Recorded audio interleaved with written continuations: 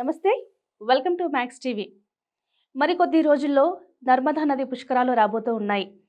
12 సంవత్సరాలకోసారి పుష్కరాలు ఎందుకు వస్తాయి? అసలు పుష్కరాల ప్రత్యేకత ఏమిటి? ఆ పుష్కరాల కాలంలో ఎటువంటి కార్యక్రమాలు చేయాలి? అలాగే పుష్కర కాలంలో ఎటువంటి దానాలు చేస్తే మంచిదో మనకు తెలియజేయడానికి ప్రముఖ ఆధ్యాత్మికవేత్త సత్యనారాయణ మూర్తి గారు ప్రస్తుతం స్టూడియోలో ఉన్నారు. మరి వారిని అడిగి పుష్కరాలకు సంబంధించి మరిన్ని విషయాలు తెలుసుకుందాం. నమస్కారం గురుగారు. నమస్కారం అమ్మా నర్మదా. గురుగారు, మనం మరికొద్ది రోజుల్లో నర్మదా నదికి పుష్కరాలు రాబోతూ ఉన్నాయి. అసలు పుష్కరం అంటే ఏంటి? ఈ పుష్కర కాలంలో భక్తులు ఎటువంటి కార్యక్రమాలు చేయాలంటారు?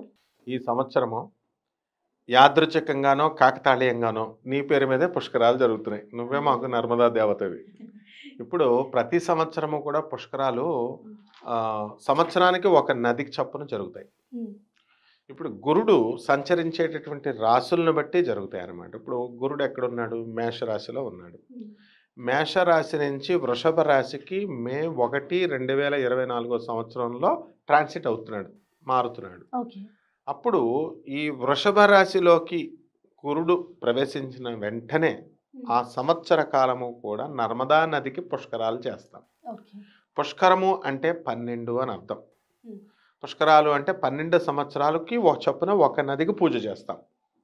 అయితే ఆ నదిని ఎందుకు పూజ చేయాలి అని అంటే, మనం చేసుకున్న పాపాలు, మన సిన్స్ అన్నిటిని కూడా అందులో నదీ స్నానం చేయడం ద్వారా ఆ పాపాలన్నీ కూడా నశిస్తాయి. నెంబర్ 1. నెంబర్ 2, మరి మనం చేసుకున్నటువంటి పాపాలకు వాటికి ట్రాన్స్ఫర్ చేసేసాం. మరి ఆ నది కూడా పాపభూయిష్టమైపోతుంది, నల్లగా అయిపోతుంది. అప్పుడు బ్రహ్మదేవుడి దగ్గరికి ఈ నది వెళ్ళింది, నర్మదా తల్లి. వెళ్ళి, మరి స్వామి నాకు ఇలాగా పాపాలన్నీ అంటుకున్నాయంటే, అప్పుడు బ్రహ్మదేవుడు ఏం చేస్తాడంటే, బృహస్పతి, దేవతల గురువైనటువంటి బృహస్పతికి ఆయన కమండలంలో పుష్కరుడు అనేటటువంటి ఆయన్ని పుట్టిస్తాడు. అది కూడా జల రూపంలో ఉంటుంది పుష్కరుడు. ఆయన్ని ఏం చేస్తాడంటే, ఈ కమండలంలో దేవతల గురువైనటువంటి బృహస్పతి కమండలంలో ఉంచి సంవత్సరం తరపున ఒక నది చొప్పున అక్కడ వదిలేయమని చెప్తాడు.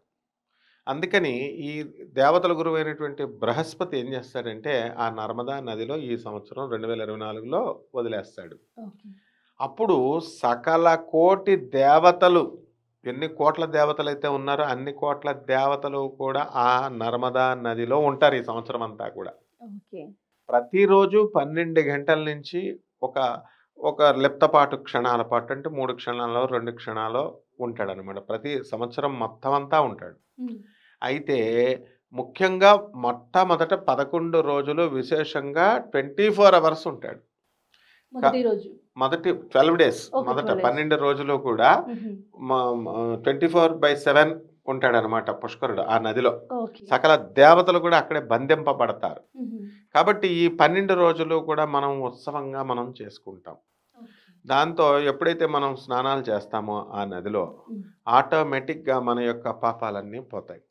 ఎవరైతే మన పితృదేవతలు ఎవరైతే చనిపోయారో గతంలో, వాళ్ళందరికీ కూడా యాక్సిడెంటల్ చావులు అవనివ్వండి, ఏ రకంగా చావులైనా సరే, వాళ్ళకి పిండ ప్రదానాలు అన్నీ సరిగ్గా చేయలేదనుకోండి, బాడీ దొరకలేదు, సగం బాడీయే దొరికింది, దానికే కాల్చలేదు, ఎక్కడో యాక్సిడెంట్లో చనిపోయిన బంధువులు ఉండొచ్చు, స్నేహితులు ఉండొచ్చు, వాళ్ళకి కర్మకాండ సరిగ్గా చేయకపోతే వాళ్ళు ఏమైపోతారంటే, వాళ్ళ ఆత్మలు అక్కడ ఘోషిస్తూ ఉంటాయి, వాళ్ళకి పున్నామ నరకంలో ఉంటారు. పున్నామ నరకం నుంచి తప్పించాలి వీళ్ళని. కాబట్టి ఎవరో ఒకళ్ళు పిండ ప్రదానాలు, శ్రాద్ధ కర్మలు ఇవి చేయాలి. అది ఎవరైనా చేయొచ్చు. అది ఈ పుష్కర కాలంలో, పుష్కరాల సమయంలో నర్మదా నది ఒడ్డున నర్మదా నదిలో స్నానం చేసి ఆ పిండ ప్రదానం అక్కడ చేస్తే ఖచ్చితంగా అటువంటి వాళ్ళంతా కూడా స్వర్గానికి వెళ్ళిపోతారనమాట. ఇది ఈ పుష్కర నర్మదా నది యొక్క పుష్కర మహత్యం. అలాగే గురుగారు, ఈ పుష్కర కాలంలో ఎటువంటి దానాలు చేస్తే మంచిదంటారు?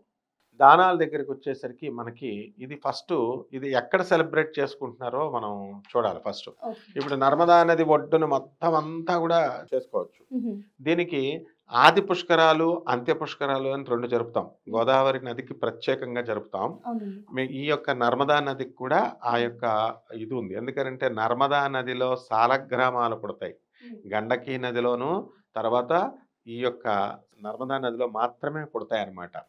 సో ఈ నది ఒడ్డులను మరి ఎక్కడ పడితే అక్కడ చేస్తే ప్రమాదం కదా. అందుకని గవర్నమెంట్ ఏం చేస్తుందంటే కొన్ని చోట్ల కొన్ని దేవాలయాల్లో ప్రముఖ దేవాలయాల దగ్గర ఒడ్డులు కట్టడము, ఆ ఒడ్డున సేఫ్టీ మెజర్స్ ఇచ్చారు. స్ట్రిక్ట్గా వీళ్ళు సేఫ్టీ మెజర్స్ పాటించాలి, భక్తులు కూడా కోఆపరేట్ చేయాలి. ఘాట్లు ఏర్పాటు చేసి ఆ ఘాట్లలో చేస్తే మనకి ఇంత లోతు అని ఉంటుంది కదా, దాన్ని బట్టి మనకి ఎవరికి ఏ ప్రమాదం ఉండదు. కాబట్టి ఎక్కడ నువ్వు అడిగినట్టుగా దానాలు ఫస్ట్ రోజున మనం ఏమి ఇవ్వాలి, బంగారం ఇవ్వచ్చు, సిల్వర్ వెండి ఇవ్వచ్చు, గ్రెయిన్స్ గింజలు ధాన్యాలు, ఆ తర్వాత ల్యాండ్లు కూడా రాసి ఇచ్చేయచ్చు.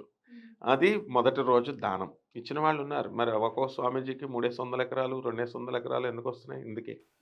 తర్వాత రెండవ రోజు దానము క్లోతింగ్, బట్టలు, సాల్ట్, ఉప్పు, జెమ్ స్టోన్స్, నవరత్నాల దానం చేయొచ్చు. మూడవ రోజు బెల్లము, jaggery and house related items, ఇంటికి పప్పు ధాన్యాలు, ఇండ్లకు సంబంధించిన వస్తువులు ఏమైనా సరే. తర్వాత ఫ్రూట్స్, ఇవి మూడో రోజు దానం చేయాలి. నాలుగవ రోజు వచ్చేసరికి ఘీ, నెయ్యి, తర్వాత ఆయిల్, నూనె, మిల్క్, హనీ, పాలు, ఈ తేనె, ఇవి నాలుగో రోజున ఇచ్చేయచ్చు. ఇక ఐదో రోజు దగ్గరికి వచ్చేసరికి మళ్ళీ గ్రెయిన్స్, గింజలు, ధాన్యాలు, తర్వాత షాకిల్స్, బుల్స్ అండ్ ప్లాప్స్, అంటే వ్యవసాయానికి సంబంధించినటువంటి నాగలి, ఎద్దుల దానం కూడా చేయొచ్చు అనమాట. రైతులకు ఎవరైనా పేద రైతులు ఉంటే వాళ్ళకి ఎద్దుల దానం అవన్నీ కూడా చేయొచ్చు. ఆవు దానాలనే కాదు, అంటే కోడె దానాలు అంటాం, కోడి ఎద్దులు అంటాం చూసావా, మన వేములవాడ రాజరాజేశ్వరి స్వామి గుళ్ళో కోడెల పూజ అంటాం, అలా అనమాట. అంటే మంచి మదమెక్కినటువంటి యవ్వనంలో ఉన్నటువంటి ఎద్దు పిల్లని. నెక్స్ట్ ఐదవ రోజున వచ్చేసరికి అయిపోయింది. మనం ఆరో రోజున మందులు, ఔషధాలు ఇవ్వచ్చు రోగాలకు సంబంధించింది కాబట్టి కర్పూర దానం, క్యాంఫర్ అండ్ శాండల్వుడ్, గంధం పేస్ట్, గంధం పౌడరు, గంధ చెక్కలు అండ్ మస్క్, ఇవన్నీ కూడా దానం చేయొచ్చు. ఏడవ రోజు దగ్గరికి వచ్చేసరికి ఇంటికి సంబంధించిన హౌస్ హోల్డ్ ఐటమ్స్, ఆ తర్వాత బెడ్లు, పరుపులు, ఇవి, ఆ తర్వాత బెడ్డింగ్స్, మంచాలు, గించాలన్నీ దానాలు చేసేయచ్చు. అలాగే ఎనిమిదో రోజు వచ్చేసరికి శాండల్వుడ్, గంధపు చెక్కలు, గంధము, రూట్స్, ఈ యొక్క ముల్లంగి, రాడిష్, ఇలాంటివి అలాంటి వెజిటబుల్స్ ఎక్కువగా, అండ్ పూల దండలు కూడా దానం చేయొచ్చు. తర్వాత తొమ్మిదో రోజు వచ్చేసరికి రైస్ బాల్స్, అంటే బియ్యపు ఉండలు, ఆ తర్వాత స్లేవ్స్, సర్వెంట్స్ని కూడా దానం చేసేయచ్చు. మెయిడెన్స్, బ్లాంకెట్స్, ఇవి కూడా అంటే కౌలుకి ఇచ్చేయచ్చు అనమాట అట్లా. తర్వాత 10th డే వచ్చేసరికి వెజిటబుల్స్, కూరగాయలు, తర్వాత సాలగ్రామ స్టోన్స్, అంటే తెల్ల సాలగ్రామాలు శివుడివి, నల్ల సాలగ్రామాలు విష్ణుమూర్తి. సాలగ్రామ స్టోన్స్ అంటే అందులో ప్రాణం ఉంటుంది, అందులో దేవుడు ఉంటాడు, శివుడు ఉంటాడు, అది ఎదుగుద్ది, సాలగ్రామ రాయి ఎదుగుద్ది. అందుకే సాలగ్రామ స్టోన్స్ పూజలు చేయాలన్నమాట, అభిషేకం అయి చేయాలి, శివస్వరూపం ఇవి. అలాగే పుస్తకాల దానం కూడా 10వ రోజు చేయొచ్చు. 11వ రోజు దగ్గరికి వచ్చేసరికి ఏనుగుల్నే దానం చేసేయచ్చు. ఏనుగులు దానం చేసిన పెంచుకునే వాళ్ళు ఉండాలిగా. రాజేంద్రుడు గజేంద్రుడు సినిమాలో వాడు పెంచలేక చచ్చిపోతాడు. అంటే శాస్త్రం చెప్తోంది ఏనుగులు దానం చేయొచ్చు, ఏనుగుల ఖరీదు ఇవ్వచ్చు అన్నట్టు. లేకపోతే అండ్ 12th డే వచ్చేసరికి సీసేమ్ సీడ్స్, అంటే నువ్వుల గింజలు దానం చేయొచ్చు. ఇప్పుడు మనం దానం చేయాల్సినవి చెప్పాము. ఎక్కడికని వెళ్ళి దానం చేస్తారు వీళ్ళు, అది రావాలి కదా. ఎక్కడికి వెళ్ళాలి అసలు? నర్మదా నది స్నానం అంటే నది ఎక్కడ ప్రవహిస్తోంది, దానికి అసోసియేట్ అయినటువంటి టెంపుల్స్ ఎక్కడికి అన్నది మనం చూసుకోవాలి కదా. అక్కడ మధ్యప్రదేశ్లో మన ఓంకారేశ్వర స్వామి గుడి అని ఉంటుందన్నమాట. 12 జ్యోతిర్లింగాలలో ఒకటది. అమలేశ్వరుడు, ఓంకారేశ్వరుడు. నేను వెళ్ళాను, ఎప్పుడు ఫుల్ రష్ ఉంటుంది మెట్లెక్కి. అక్కడ భయపడకూడదు అనమాట, అక్కడికి వెళ్ళాలి. పుష్కరాల్లో బీభత్సమైన జనం ఉంటారు, అయినా కూడా ఏం పర్వాలేదు. నెక్స్ట్ ఇక్కడ ఏమిటి దేవాలయాలు అంటే అమరకంటక దేవాలయం అని ఉంటుంది. అది ఎక్కడ ఉందంటే నర్మదా నది పుట్టిన దాని దగ్గరలో. నర్మదా నది ప్రతి నది పుడుతుంది కదా, పుట్టినప్పుడు ఒక చిన్న దారలాగా డ్రాప్స్ ఆఫ్ వాటర్ లా పుడుతుంది. అఖండ నర్మదా నది లాగా తయారవుద్ది ఎండింగ్ పాయింట్ దగ్గరికి వచ్చేసరికి. సో అమరకంటక టెంపుల్ చాలా ప్రశస్తమైనటువంటిది ఈ అమర టెంపుల్, ఎందుకంటే నర్మదా అనేది అక్కడే పుట్టింది కాబట్టి, అక్కడ ఉన్న గుడి కాబట్టి. ఇక రెండవది ఓంకారేశ్వర స్వామి, మధ్యప్రదేశ్లో.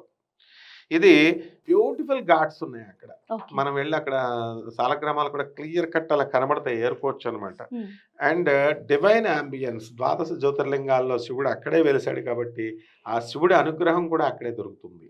ఉమ్, ఆ తర్వాత ఓంకారేశ్వరుడు యాత్రికులందరినీ కూడా ఎంతో దూరాల నుంచి, ప్రపంచ దేశాల నుంచి ఆకర్షిస్తాడు పరమేశ్వరుడు.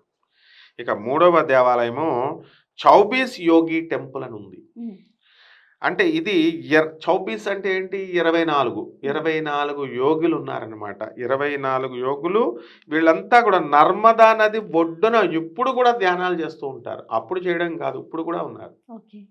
తర్వాత చౌబీస్ అవతార టెంపుల్, 24 అవతారాల టెంపుల్ అంట. ఉమ్, ఈ టెంపుల్ ఏంటి, 24 విష్ణుమూర్తి యొక్క ఇన్కర్నేషన్స్, అవతారాల యొక్క విగ్రహాలను అక్కడ ప్రతిష్ఠ చేశారు. ఉమ్, తర్వాత మహేశ్వర టెంపుల్, ఇక్కడ ఇది ఎక్కడుంది, నర్మదా నది ఒడ్డున మహేశ్వర టెంపుల్ ఉందన్నమాట. ఆర్కిటెక్చర్ అదిరిపోతుంది అనమాట, తాజ్మహల్ లాగా ఉంటుంది అనమాట. And with great architectural Splendor and spiritual వాతావరణం, ఆధ్యాత్మిక వాతావరణం. ఎక్కడ చూసినా అగరబత్తీల వాసనలు, పౌడర్లు వెలిగించి దీపాలు పెట్టేయడమే. ఆ పూజారులు, బాబు ఇక్కడ పెట్టొద్దు నాయన, గుళ్ళో బయట పెట్టండి అని అలా అరుచుకోవడం. ఇక నర్మదా సిద్ధేశ్వర టెంపుల్ ఉంది. ఇది లార్డ్ శివాకి అంకితమైనటువంటి టెంపుల్. ఇది ఇక్కడికి వెళ్ళినటువంటి వాళ్ళ యొక్క కోరికలన్నీ కూడా తీరిపోతాయి. నెక్స్ట్ భోజ్పూర్ శివాలయం, ఇది హిస్టారిక్గా పరమేశ్వరుని యొక్క టెంపుల్. ఇది చరిత్ర ఉంది ఇది. అండ్ కొలోసల్ శివలింగం ఉంటుంది ఇక్కడ. భోజ్పూర్ శివాలయము యాత్రికుల్ని అందరినీ కూడా ఆకర్షిస్తూ ఉంటుంది. ఇవి మనం వెళ్ళాల్సినటువంటి టెంపుల్స్. ఘాట్స్ ఉంటాయి ఇక్కడ. నర్మదా నది ఒడ్డున ప్రభుత్వం వారు ఏర్పాటు చేసినటువంటి ఘాట్స్ ఉన్నాయి 2024 సంవత్సరానికి గాను ప్రత్యేకంగా. ఇక్కడ భక్తులంతా కూడా వెళ్ళి హోలీ డిప్స్ అంటే మునగాల స్నానం చేయాలి. అవి అందులో ప్రామినెంట్ ఏంటంటే కోటి తీర్థ ఘాటం. కోటి తీర్థ ఘాట్ ఇందులో చేయొచ్చు, సురక్షితం ఇది. చక్రతీర్థ ఘాట్, గౌముఖ ఘాట్, భైరన్ ఘాట్, కేబల్ రామ్ ఘాట్, తర్వాత నగర్ ఘాట్, బ్రహ్మపురి ఘాట్, సంగం ఘాట్, అభయ ఘాట్. ఈ అభయ ఘాట్లో ఎవరైతే స్నానాలు చేస్తారో అటువంటి వాళ్ళకి భయంతో బాధపడుతున్నటువంటి వాళ్ళందరూ భయం పోతుంది. శత్రు భయం, పెళ్ళం భయం, భార్యలతో కూడా భయం పడేటువంటి వాళ్ళు ఉన్నారు, కోటేస్తున్నారని. అటువంటి వాళ్ళ భయం పోతుంది. కోటి తీర్థ ఘాట్లో అంటే కోటి తీర్థాలు స్నానం, దేవతలు ఉంటారు అందరూ. కోటి తీర్థాలలో స్నానం చేసిన ఫలితం వస్తుంది. మన గాణగాపురంలో దత్తాత్రేయ స్వామి వారి ఘాట్ల పేర్లు కూడా ఇలాగే ఉంటాయి. కోటి తీర్థం, తర్వాత చక్రతీర్థం అని. చక్రతీర్థం అంటే శ్రీ మహావిష్ణువు యొక్క సుదర్శన చక్రం అక్కడ ముందనమాట, అది పావనం చేసింది. ఈ విధంగా భైరవ ఘాటు, గోముఖ ఘాటు, కేవలరామ్ ఘాట్ అంటే ఆయన అఘోరి అనమాట. కేవలరామ్ అంటే కాశీలో ఒక పెద్ద కెనారామ్ అని చెప్పేసి ఒక ఇది ఉంది. ఆయన పేరు మీదుగా కొన్ని ఘాట్లు ఉంటాయన్నమాట. కాబట్టి ఈ ఘాట్లలో కనుక మనం ఏమేం చెయ్యాలి అని అడిగావు. ఘాట్లకి వెళ్ళి ఉత్తి స్నానం చేసాడు ఏమన్నా అంటే దానాలు చేసి పారేయచ్చు. ఇవి దానాలు కాకుండా చేయాల్సిన పనులు కొన్ని ఉన్నాయి. అది ఏమిటంటే తీర్థ స్నానం చేయాలి ఫస్ట్. ఇది అయిపోయింది, మన యొక్క పాపాలన్నీ పోతాయి. తర్వాత స్పిరిచువల్ అనుగ్రహం, భగవంతుని యొక్క అనుగ్రహం మనకు లభిస్తుంది. అమ్మవారి యొక్క అనుగ్రహము, శివుడి యొక్క అనుగ్రహం, నర్మదా తల్లి యొక్క అనుగ్రహం. ఇది రెండవది తర్పణము, పిండదానము. అంటే తర్పణాలు వదలాలి. ఎప్పుడో చచ్చిపోయినటువంటి మన పూర్వీకులకి, స్నేహితులకి, తెలిసిన వాళ్ళకి, తెలియని వాళ్ళకి, మనం ఎవరికైతే పున్నామ నరకంలో ఉన్నామని అనుకుంటున్నామో అటువంటి వాళ్ళందరికీ కూడా తర్పణాలు అంటే నీళ్ళు ఇలా వదులుతారు పాలతో, తమలపాకుతో. తర్వాత పిండ ప్రధానము చేస్తాం. శ్రాద్ధ కర్మలు సంవత్సరం చేస్తాం. ఈ నర్మదా నది ఒడ్డున కనుక శ్రాద్ధ కర్మలు చేస్తే వాళ్ళు ముక్తి లభిస్తుంది. And devotional singing and discourses, అక్కడ ఉపన్యాసాలు, ఆ పరమేశ్వరుడి ఆ నర్మదా నది ఒడ్డున చక్కగా ఈ యొక్క భజన కార్యక్రమాలు ఇవన్నీ చేయాలి. ఈ సంవత్సరంలో ఈ నదీ పుష్కరంలో ఉన్న గొప్పతనం ఏంటంటే ఆ సంవత్సరం ఆ పుష్కరాల్లో నది హారతి ఇస్తారు. గంగా హారతి బాగా ఫేమస్ మన కాశీలో. ఆ విధంగా తర్వాత దాన్ని చూసి కాపీ కొట్టి గోదావరి హారతులు పెట్టుకున్నాం మనం. అలాగే ప్రతి నది వాళ్ళు పెట్టుకుని తప్పలేదు. అమ్మవారికి చక్కగా పుష్పాలు వేసి, నదికి కుంకుమ వేసి, పసుపు వేసి, కొబ్బరికాయలు కూడా వేసేస్తాం. జాకెట్ గుడ్డలు ఇవి అవి వేసేస్తాం. అన్నీ లోడ్ అయిపోయి కింద ఉండిపోతాయి అన్నమాట. సో ఇవన్నీ కూడా నదికి మనం భక్తితో, నర్మదా తల్లికి మనం పూజ చేసుకుంటే ఇవన్నీ వస్తాయి. అయితే ఇక్కడ ప్రికాషన్ ఏంటంటే నర్మదా నది ఒడ్డున ఎవరైతే జీవిస్తున్నారో అటువంటి వాళ్ళు ఒక సంవత్సరం పాటు వాళ్ళు పెళ్ళిళ్ళు చేయరనమాట. శుభకార్యాలు చేయరు. ఓకే. పుష్కరము అంటే అశుభాలకి ఈ హుహు. వాళ్ళకి మనం పిండ ప్రదానాలకి మెయిన్ ప్రాధాన్యం. హ్మ్. కాబట్టి అటువంటి వాళ్ళకి మనం పిండ ప్రదానాలు చేసి ముక్తినిస్తాం కాబట్టి అశుభ కాలంగా తీసుకొని ఏ నది రోజున ఏ సంవత్సరానికి జరుగుద్దో ఆ నది ఒడ్డు ఆ జిల్లాల వాళ్ళు ఆ నది ప్రవహించే ప్లేసుల్లో ఉన్న ఊర్లో శుభకార్యాలు చేసుకోరనమాట. ముఖ్యంగా ఓకే.